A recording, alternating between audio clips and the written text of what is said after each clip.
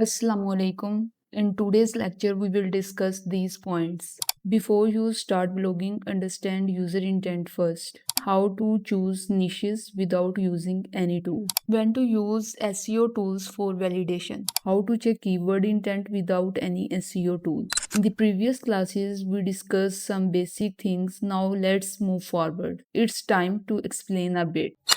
One of the most important concept is user intent. If we don't understand the user intent, they will get frustrated and leave our website to go somewhere else. For example, if someone searches for ninth class result but your site doesn't show the ninth class result, their intent isn't fulfilled. However, when your website shows exactly what the user is looking for, the ninth class result, that's when the user intent matches and they feel satisfied. In simple words, the main goal of SEO is to understand the user intent and give them exactly what they are searching for.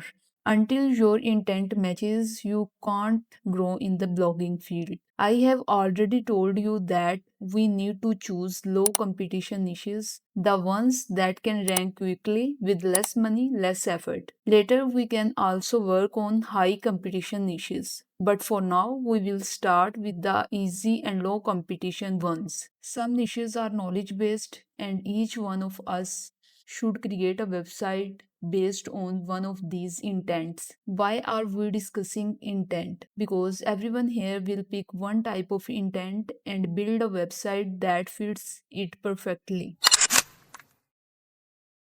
Now, let me explain a bit about knowledge based intent.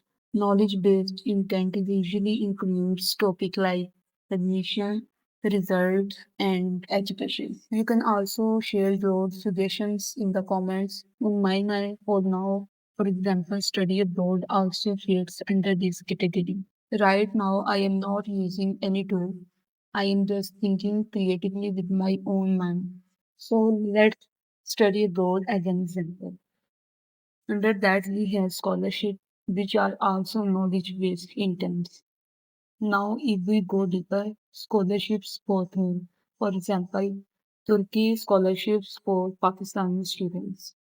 Do you see the concept? We start from a broad topic and gradually narrow it down. Our broad topic was knowledge-based intent, then study abroad, then scholarship, Turkey scholarship for Pakistan students. Our broad topic was knowledge-based intent, means something related to education. Then we narrowed it down. Since I am from Pakistan, I will take an example from here. Let's say I search on Google for ninth class result. Now, without using any tool, I just type ninth class result and see what people are searching for. All the related keywords appear in front of me.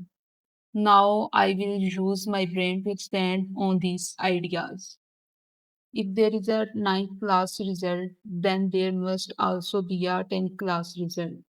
If there is a 10th class result, then definitely every board exam result will also exist. So, do you understand the idea? Tell me in the comments yes or no. Once you understand this concept, blogging becomes easy, and when blogging becomes easy, making money also becomes easy. Now, let's generate some other ideas. I am not using any tools. Okay, let's say the topic ninth class date sheet comes to my mind. From here, I can start expanding my ideas.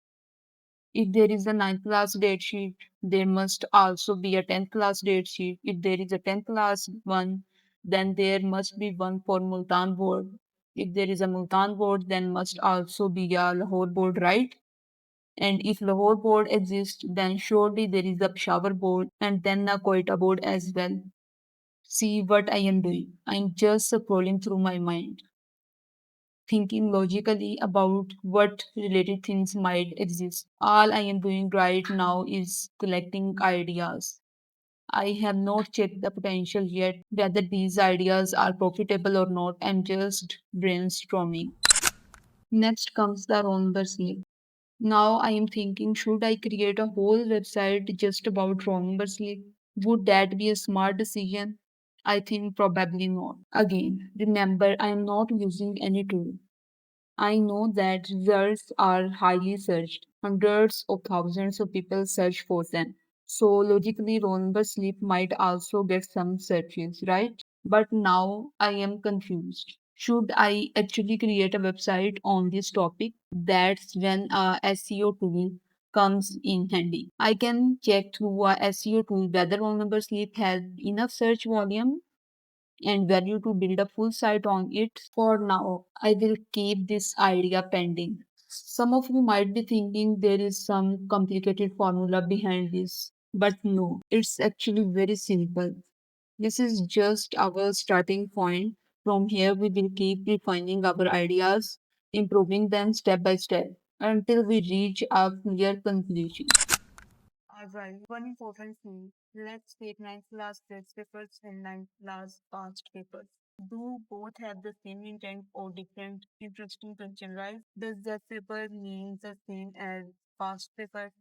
Or do they have different meanings? That's where intent comes in again. If we are confused about whether two topics have the same or different intent, we can simply check it manually. For example, I can just search ninth class past papers on Google and see what results appear.